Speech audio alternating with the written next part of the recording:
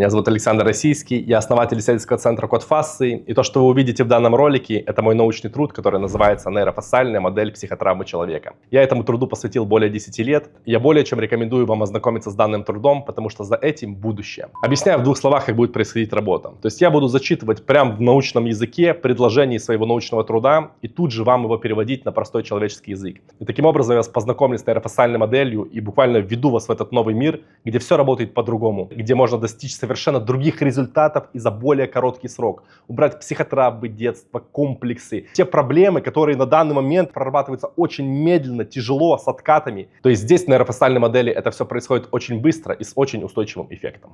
Поехали. Ключевым свойством фасциальной системы является ее способность передавать и перераспределять механическое напряжение на значительные расстояния.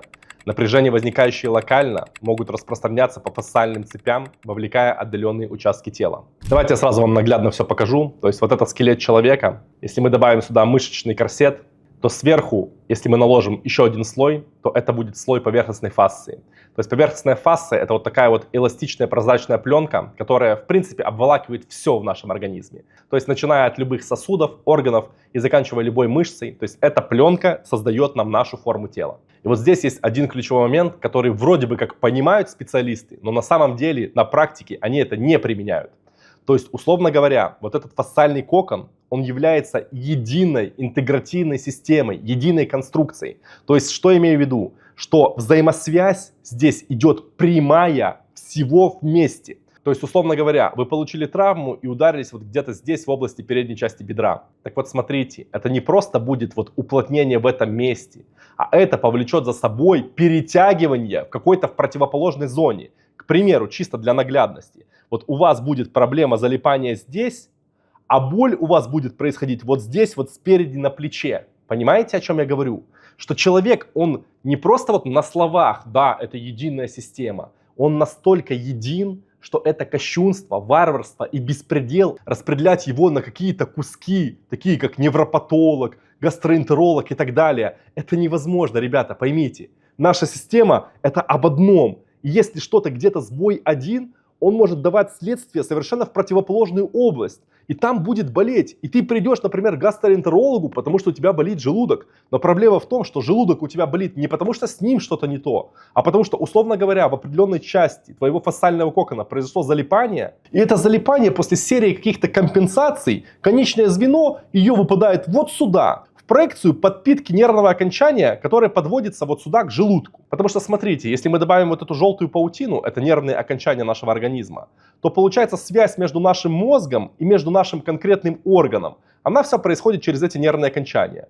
И если, условно говоря, вот здесь, вот где-то на уровне позвоночника, на уровне того этажа, который подпитывает желудок, если произойдет вот перетягивание и зажатие этой фасциальной ткани, то таким образом просто будет сбита взаимосвязь твоего мозга работы и твоего желудка работы. То есть получается проблема не в том, что какие-то органические поражения у твоего желудка, а в том, что функционально он не может работать как надо, то есть там идет сбой. И как уже будет называться этот сбой, там хеликобактер или еще что-то, это не важно. То есть создались условия для того, чтобы этот орган работал неправильно. То есть вот это является комплексным взглядом на человека, где не разделяют между физикой, психикой и даже эстетикой, внешним видом человека, потому что это тоже является следствием вот этого всего, что я вам сейчас буду рассказывать. Это позволяет рассматривать фасцию не как локальную структуру, а как глобальную интегративную среду, обеспечивающую согласованную работу различных элементов и сегментов опорно-двигательного аппарата. То есть ключевое здесь согласованную работу, вот то, что только что я вам сказал, что одно напрямую зависит от другого. То есть я могу вам сказать даже так, что примерно, приблизительно 80% той боли, с которой вот вы жалуетесь, которая у вас есть, и вот у вас болит поясница, или болит шея, или болит колено, или болит голова. То есть вот эта боль, которая у вас есть, с вероятностью 80% эта боль является уже лишь следствием и конечным звеном той ситуации, которая уже не может дальше переложить эту боль на какой-то следующий участок. То есть, условно говоря, у вас болит голова, вы жалуетесь на голову, вам кажется, что это причина вашего состояния. На самом деле у вас болит голова, потому что у вас есть напряжение в шее и пережатие сосудов.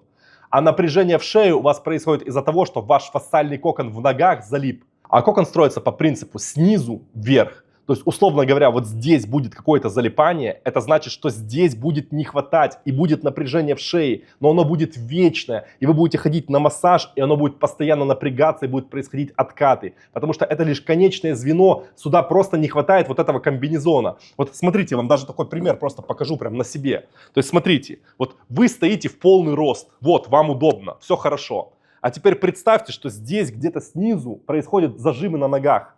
То есть они вот этот костюм твой скомкивают, и тебя как бы сдавливает вниз. То есть происходит как сутулость, происходит просаживание. То есть происходит вот здесь вот нехватка вот этого фасциального кокона. И в итоге, получается, тебе давит везде, тебя как бы сдавливают. То есть у тебя будет спина перетягивается вперед, то есть она будет болеть, и у вас будет напряжена шея. Но это не имеет никакого отношения к тому, что у вас именно там проблема первопричины. И даже если вы начнете прятаться за диагнозы, типа у меня протрузия там в шее, у меня там грыжа в шее и так далее, то вы как бы тоже просто не воспринимаете целостно и комплексно. Вы не понимаете, что это значит. То есть откуда взялась эта грыжа? Она взялась именно из-за того, что очень длительное время вот была вот такая неправильная нагрузка. Да и вообще, вот если взять любого человека с улицы и вот спросить у него, у тебя что-то болит? Он скажет, да нет, слава богу, сейчас все хорошо, ничего не болит. Но если его повести сейчас на МРТ, сделать снимки и так далее, то с огромнейшей вероятностью мы найдем там грыжи. И даже у человека, у которого грыжи существуют, у него же не болит прям каждый день. У него то болит,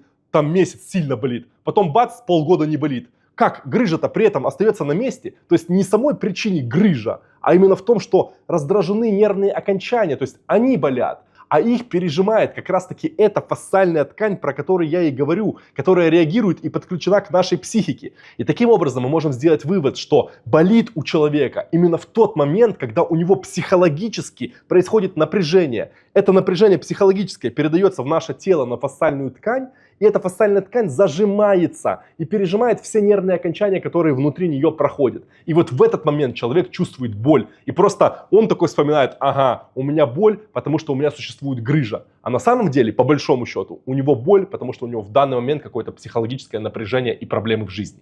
И в частности, одна из самых распространенных болей, это боль в пояснице, она образуется всегда, когда как бы есть угроза какому-то выживанию. То есть в нашем мире угроза выживанию называется чаще всего проблемой с деньгами. Вот когда происходит какой-то вот кризис финансовый, когда кризис связанный с работой, с какой-то ипотекой, вот что-то с этим, вот там, не знаю, какой-то развод, и вследствие него вы боитесь, что останетесь без средств к существованию, вот в этот момент будет болеть поясница. Но вы не отловите эту взаимосвязь, и вам будет казаться, что она у вас болит, потому что вы подняли тяжелую сумку, потому что вы ходили в спортзал на тренировку, потому что наше общество так устроено, что у нас внутренние психологические страдания, это как бы стыдно, а внешние болезни, то это как бы, ну не то чтобы почетно, но это сочувствие вызывает. То есть, да, переживаю за тебя, потому что у тебя болит спина, но я тебя презираю, потому что ты разнылся, понимаешь? И вот это вызывает уже вот такие вот запутанности, что никогда никто не признается. Непрерывность фасциальной ткани также предполагает, что локальные изменения ее механических свойств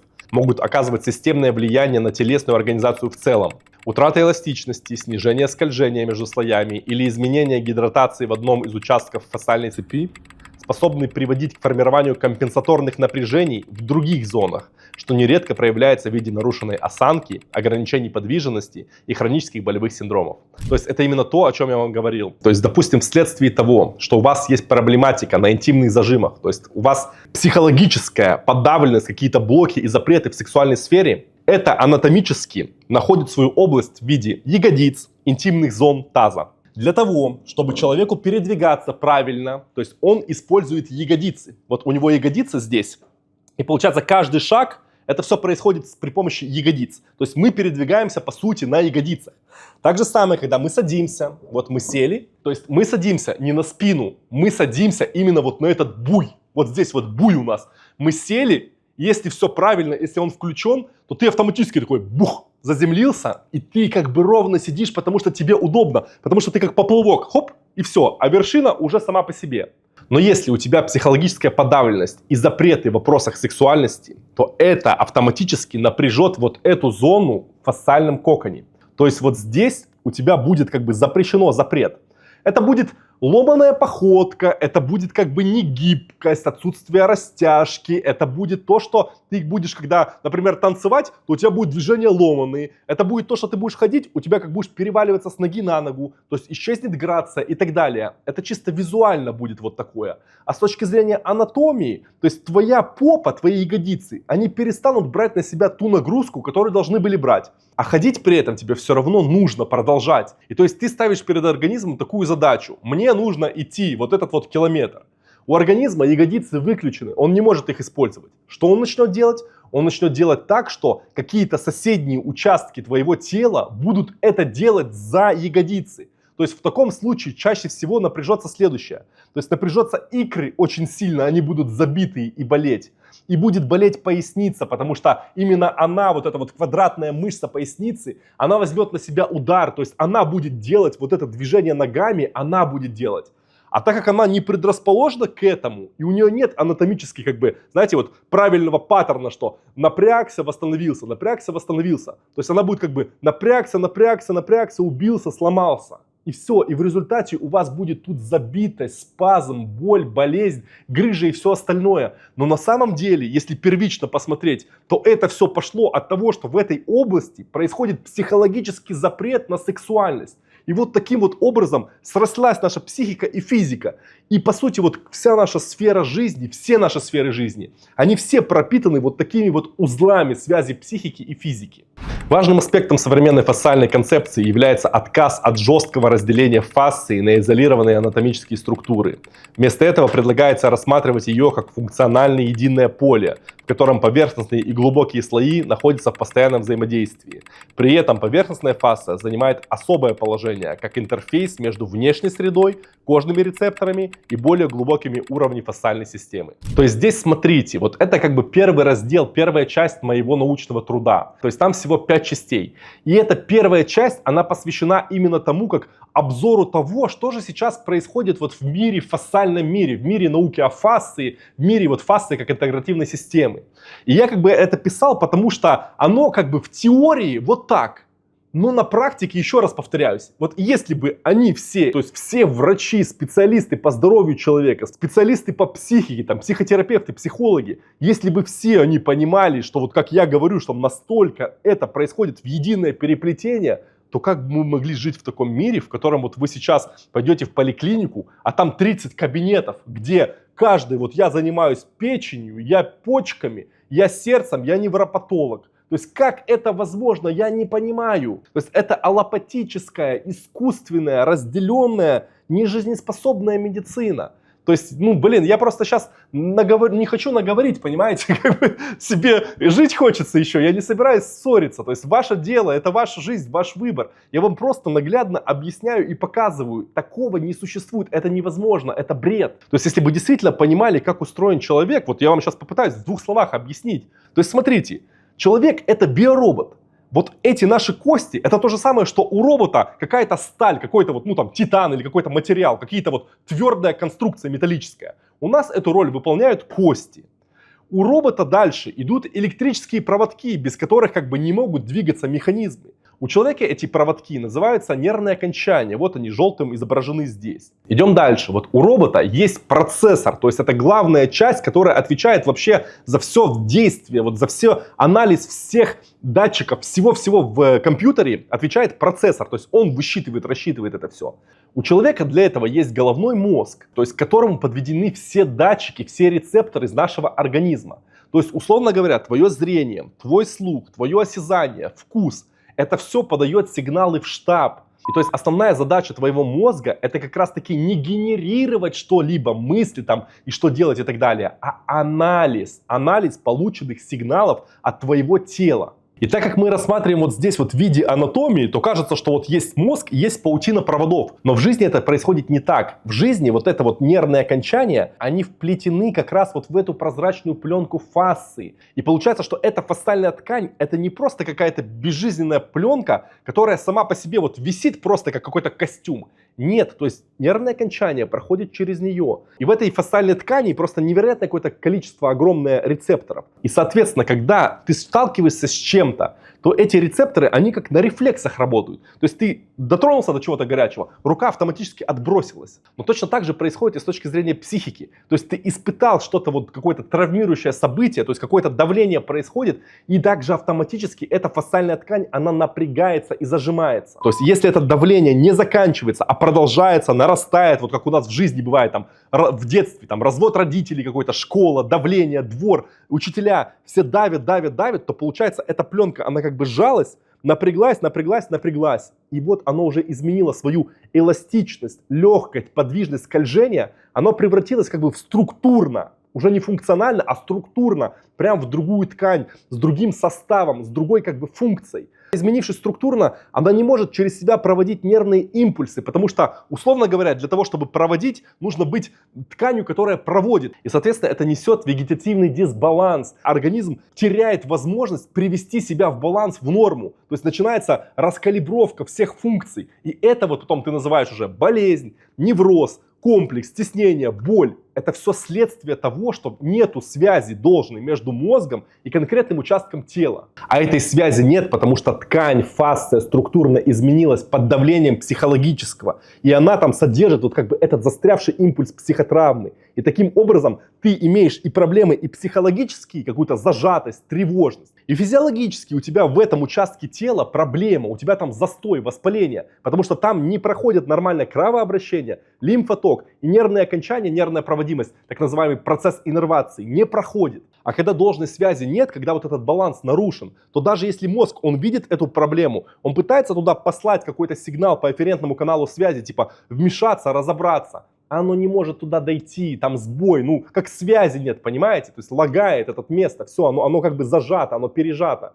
И нету к этому участку тела должного подхода, должного коннекта. А в то же самое время, наоборот, этот участок тела с пережатыми рецепторами, он наоборот орет в эту телефонную трубку: помогите, пожар, у меня тут проблема, у меня тут проблема, у меня тут пониженное все кровообращение, у меня тут застой, у меня тут воспаление, приведите, помогите. А как помочь, если он звонит, наваливает, а мозг не может вмешаться? И получается, с одной стороны, кричит, что боль, проблема, а мозг не может разобраться с этим. И вот так вот ты и живешь вот в этом хаосе. А что нужно сделать по итогу, по-настоящему, чтобы убрать сразу махом эту проблему?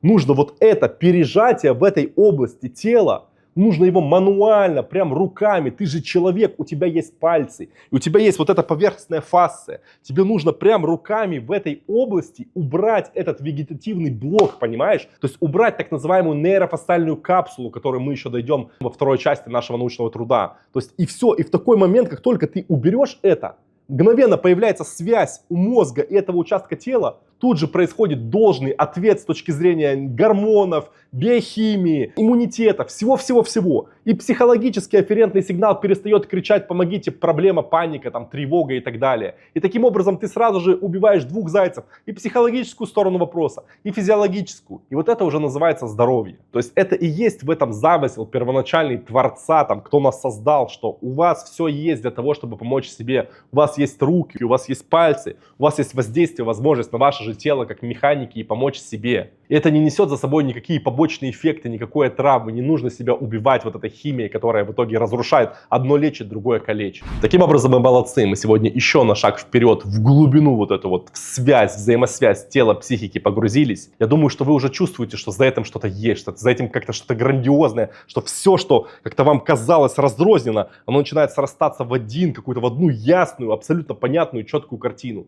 Вот это и есть нейрофасциальная модель поведения человека. То есть я вам не рекомендую вот в комментариях писать: вот вы только пришли на этот канал, вы только что-то увидели, у вас возмутило, взбудоражило, и вы начинаете вот это какой-то гнать там негатив, вот это вот все лить. Зачем? Разберитесь. То есть, в крайнем случае, если вам вообще это никак не подходит, закройте и уходите. То есть, какие вопросы? Я же к вам никак-то не лезу в жизнь. Но лучше постарайтесь понять зерно этого всего. Поймите, как это все связано одно с другим, и попробуйте увидеть человека целиком. Посмотрите еще видео на этом канале. Посмотрите, вот у меня есть телеграм-группа, посвященная именно вот моему код фасции, методу, которому я обучаю, которым мы работаем с этим непосредственно всем. Там 12 постов, прочитайте, изучите. Посетите официальный сайт Код Фасции, поизучайте материал там. ролики все на канале посмотрите. Труд этот научный прочитайте сами, если вам хватает компетенции. И после этого уже, я не думаю, что даже у вас останется после этого хотя бы желание вообще это делать, там, какую-то лить критику, грязь и так далее. Потому что после этого вы поймете, что да, а вот действительно это же так и работает, и за этим будущее. Потому что, ребят, я же не теоретик, я же не пришел откуда-то там академический, который не видел человека в глаза и какое-то от себятину написал. Это родилось уже после того, как я 10 лет работал, понимаете? То есть я сначала видел на практике, открывал на практике, а затем уже теоретически это просто обосновывал. И то есть у меня не то, что нету каких-то преувеличений, а я бы даже сказал, что я убирал всякие какие-то вещи, которые радикально уж совсем шокируют людей, что так возможно. Потому что вот посмотрите, например, мои зубы на фотке, какие у меня были, и теперь какие у меня зубы, посмотрите, вообще, ну это же как бы невозможно. Считается же, что невозможно в стоматологии, нельзя изменить зубы. Оказывается, можно, если есть нервные окончания, если восстановить, если убрать зажим из десен, если восстановить челюсть и так далее, все возвращается на место. Или вот посмотрите ноги Алексея, нашего эксперта, который помогает вести обучение. То есть посмотрите ужасное состояние этих ног. То есть вот эти вот звездочки, этот венозный застой, вот эти вены выпирают. То есть вот эти все вещи, и теперь какие-то абсолютно здоровые чистые ноги. И я могу так перечислять, как с психологической точки зрения, когда люди приходили после 20 лет депрессии с нежеланием полным жить и за 3 недели просто выбирались из этого всего. Потому что, поймите, кажется вот проблема, что все, это конец жизни, невозможно ничего решить, все разваливается в организме. Но на самом деле это не все разваливается в организме, как будто бы 100 проблем у тебя, а это одна единая проблема, которая, как только будет восстановлена, все сразу же свет везде подан, и весь механизм целиком начинает работать. То есть, по сути, это как, знаете, как стунуть штекер в розетку. И это дает сразу же огромный скачкообразный эффект. Не по чуть-чуть там, чуть-чуть стало лучше, откат. Это вот так вот в рамках классической вербальной системы. А здесь ты просто бац и совершенно по-другому ты воспринимаешь себя, свою жизнь, свою личность, здоровье, все сразу же восстанавливает. Я почему не хочу и не люблю вот это объяснять, потому что это звучит как некоторое какой-то, знаете, как инфокоуч, продажник какой-то. Я вообще не про это говорю. Мне просто, наоборот, нет сил молчать об этом. То есть я пытаюсь как-то держаться в рамках, вот, знаете, вот, ребята, аккуратненько, вот так, вот тут у нас, видите, хорошо. Но я устаю от этого, потому что на самом деле результаты феноменальные. Об этом как бы надо трубить. А как трубить? Куда трубить? Вот я и трублю в YouTube как могу, потому что куда? Я писал ученым, писал Карли Стеком, то есть писал от имени нашего исследовательского центра Код Фасции, но без ответа, понимаете, потому что тяжело пробиться через эту вот консервативную, застойную систему, очень тяжело. Поэтому я делаю все, что могу здесь. И мы потихонечку своих людей, просто они сами чувствуют, видят, приходят, находят, и таким образом мы через какое-то время станем уже реальной силой, с которой будет считаться. То есть если это ваше было первое видео на канале, я рекомендую посмотреть 2 предыдущих выпуска, 2 серии по научному труду, и потом можете посмотреть еще вот этот вот ролик, который непосредственно о том, что есть мой метод Код Фасции, как это работает и так далее. И уже после этого у вас в голове сформируется уже какое-то более такое четкое, осязаемое понимание. Будьте здоровы, берегите себя, пока.